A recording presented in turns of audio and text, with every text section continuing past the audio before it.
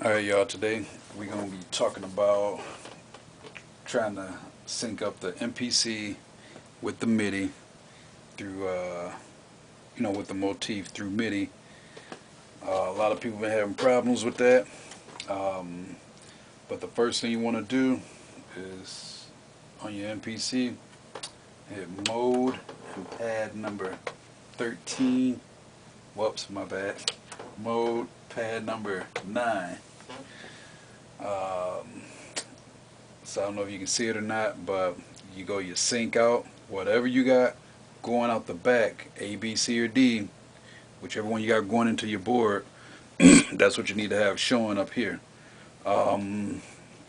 Mode, MIDI clock, send MMC off, and then from there you go ahead, just do up a little beat, whatnot. But the key thing about it is when you are trying to do up the MIDI, also on your keyboard, you got to make sure that your note is off, or else you're going to get double notes, or like a flange note, or just something that's not going to be, that's not going to sound right. So what you want to do, like on this track that I'm working with, like I said, that's just a basic beat, but starting here on I'm gonna solo some tracks so y'all can hear which ones is what. Like right here, just got a little rim shot going on right there, and then we go to track number 2. I got a kick, and then track number 3, just a little simple hi-hat. Then number 4, that's the motif right there. Now I'm going to show y'all how I did that. First thing you got to do is select what type. Do you want MIDI or drum track? Of course you're going to want MIDI. And then you got to go in your program field and you got to turn it all the way to the right till you get to where it says NO, which stands for number. And then you go over to your MIDI, and also before I forget, your keyboard has to be in sequence mode, sequence or song mode, or else it won't work. At least I don't think it will. So like I said, it has to be in sequence mode. So basically I can have 16 channels from the motif going to the MPC. So I'm going to select 1B because like I might have said earlier, I got my motif hooked up to the MIDI B out of the MPC, because I got A going to Pro Tools. So like I said, I got B going to the motif. So that's why you got to select 1B. Whatever you have, that's what you got to have. But you got A, B, C, or D, and then you got 16 channels for each one of those. So all the for all the sounds that I'm going to be using off the motif is going to be like 1B, 2B, 3B, 4B, 5B, and so on. So like I said, number 1, this is what we got. And then over here you can see on the motif that everything is synced up. You got your little light blinking to the beat, and like I said, everything's synced up good. So going back over here, now the key thing, the main thing I think that throws everybody off is you have to know about your MSB and LSB, because a lot of people say, when I switch to another track, that my first sound changes.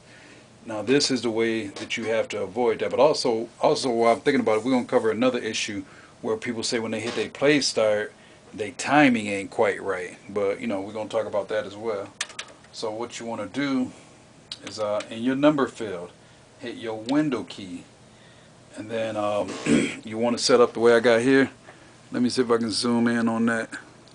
Hold on one second. I don't know how well you might be able to see it, but hold on, if I can zoom in on that. Yeah, I gotta excuse the angle, but you can deal with it.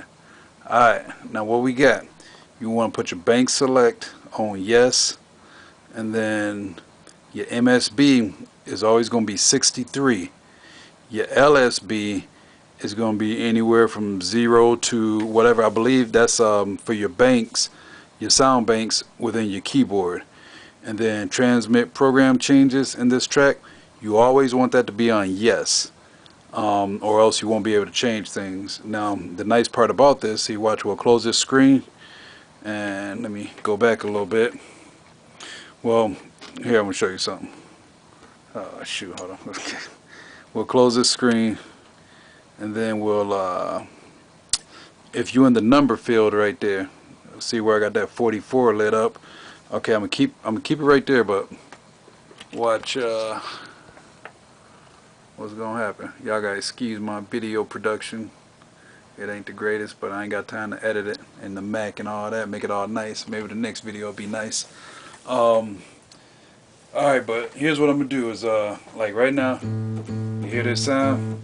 Now see, watch, when I go and I hit my plus key, or I can turn the dial, the sound, it changes.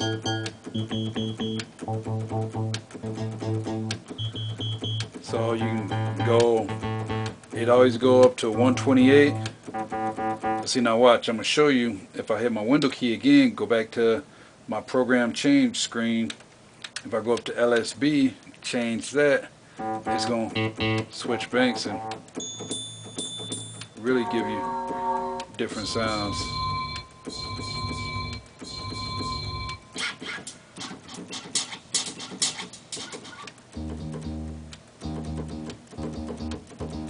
So anyway, you get the hint. So go back there. We're going to take this back to 44 where it was.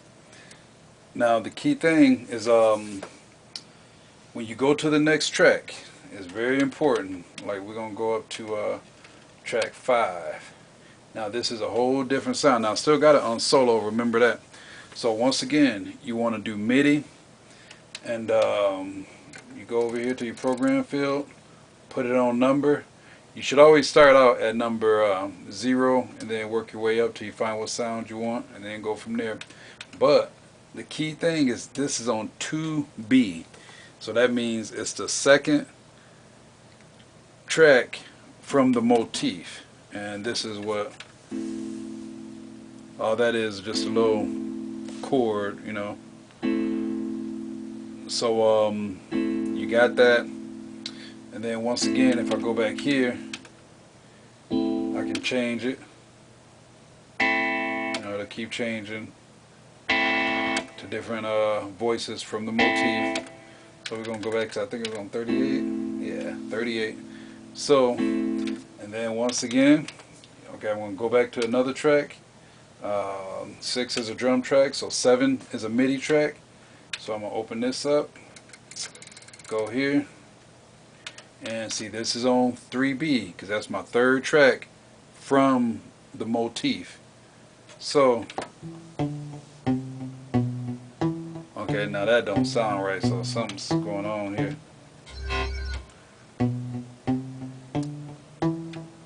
Okay, hold on, that does not sound. Okay, well, I'll worry about that a little later. Go back and fix that. But I don't know what happened to that.